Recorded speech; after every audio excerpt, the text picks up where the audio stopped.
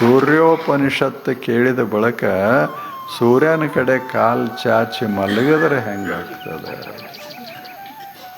ಹೌದಲ್ಲ ಹೇಳಿ? ಸೂರ್ಯ ಬರೋಕ್ಕಿಂತ ಮೊದಲ ಕೈಯೊಳಗೆ ಒಂದು ಹೂವು ಹಿಡ್ಕೊಂಡು ಸೂರ್ಯ ಬರುವುದನ್ನು ದಾರಿ ಕಾಯ್ದು ಬಂದ ಕೂಡಲೇ ಕಣ್ಣಲ್ಲಿ ಸೂರ್ಯ, ಮನಸ್ಸಿನಲ್ಲಿ ಸೂರ್ಯ, ಹೂಗಳಲ್ಲಿ ಸೂರ್ಯ ಅರ್ಪಣ. ಇದ ಪೂಜಾ. ನಮ್ಮ ಪೂಜೆಗಳು ಹೆಂಗಿರ್ತಾವೆ, ಎಷ್ಟು ಖರ್ಚು, ಏನು ಅದ್ಭುತ ಇರ್ತವೆ. ಏನು ಸಾಮಾನುಗಳೇ ಸಾಮಾನುಗಳು ಇಲ್ಲ. ಒಂದು ಪೂಜಾ ಹಚ್ಚಿದ್ರೆ ಏನದ ಅರ್ಧ ಮನೆ ಖರ್ಚಲ್ಲ ಅದಕ್ಕೆ ಹೋಗಿ.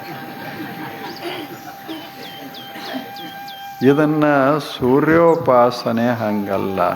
ಮನುಷ್ಯನೇ ನಸಿಕಿನಾಗ ಏಳು, ತಣ್ಣಗೆ ಒಂದಿಟ್ಟು ಸ್ನಾನ ಮಾಡು. ಬೆಚ್ಚಗೆಲ್ಲ ಹೇಳೋದು, ತಣ್ಣಗೆ ಒಂದಿಟ್ಟು ಸ್ನಾನ ಮಾಡು. ಆ ಬಳಿಕ ಹೊರಗೆ ಕೈಯೊಳಗೆ ಒಂದಿಷ್ಟು ಹಿಡ್ಕೊಂಡು ನಿಲ್ಲು. ಬೆಚ್ಚಗೆ ಕಿರಣಗಳು ಬರ್ತವೆ.